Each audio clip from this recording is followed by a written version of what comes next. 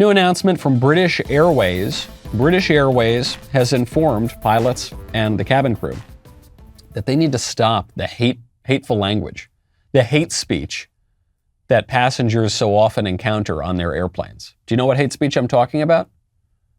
3 words: ladies and gentlemen. So when you get on a British Airways flight, let's say, I don't know, I keep really blowing my British accents these days, but I don't know. Something to the effect of, well, hello there, governor, ladies and gentlemen, welcome onto the flight, yeah. I don't know, I assume I haven't flown British Airways. But they will, it's very nice, very civilized to say, hello, welcome, ladies and gentlemen, welcome to your flight. Please buckle your seatbelt. We'll be serving drinks very shortly. Well, you're not allowed to say that anymore. And this is because they want to promote, quote, diversity and inclusion.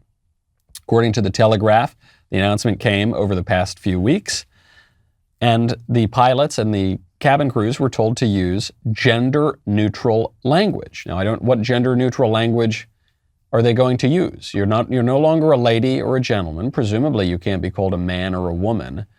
What are you going to be called? Meatbag? Hey, meatbag. Hey, flesh sack. Hey, what? I don't know, because you're the things that distinguish you, that seem to elevate you above the animals, that you're a lady, that you're a gentleman, at least that you're a man or a woman, those are no longer acceptable. Hey, person. Well, son, though, son is sexist. Hey, per daughter. Hey, per daughter. Is that what you're going to be called? I don't think so. In a way, British Airways is right to do this, because we are no longer a society of ladies and gentlemen. We are increasingly a barbaric society where we don't forget, the word barbarism just comes from this idea of foreigners speaking a language that you don't understand, and they all sound like they're saying bar, bar, bar, bar, bar, bar, bar. That's actually where the word comes from. And increasingly, that's what our society feels like to us. People are saying things that don't mean anything. We don't speak a common language. We don't view ourselves and the world in the same way. And I'm reminded of Edmund Burke. Edmund Burke has that famous line in the Reflections on the Revolution in France. He says, "The age of chivalry is gone, that of sophisters, economists, and calculators has succeeded it, and the glory of Europe is extinguished forever." And he talks specifically about how no more will we have that duty, that sense of loyalty, that proud submission of rank and sex. This idea that would keep an exalted freedom alive, even in servitude itself. That is gone. That actually is gone, and it's too bad. Last night we were at the Ryman. We did a backstage live show. It was a ton of fun. Thanks to everyone who came out. We had a really, really great time. And someone asked, what's the surest sign that civilization is on the decline?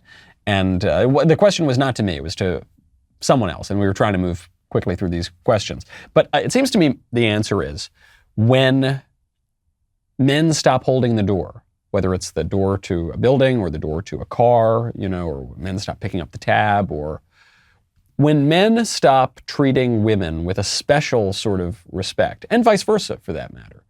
And the reason for this is that these are the ornamentations of life that represent an entire, developed, sophisticated, serious social system.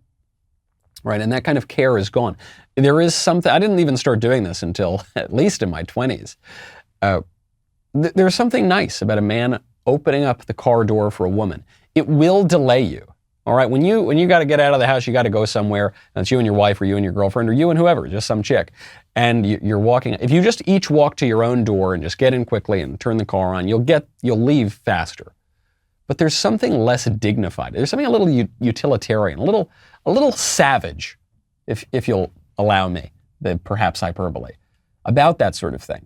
Take the minute, take the time.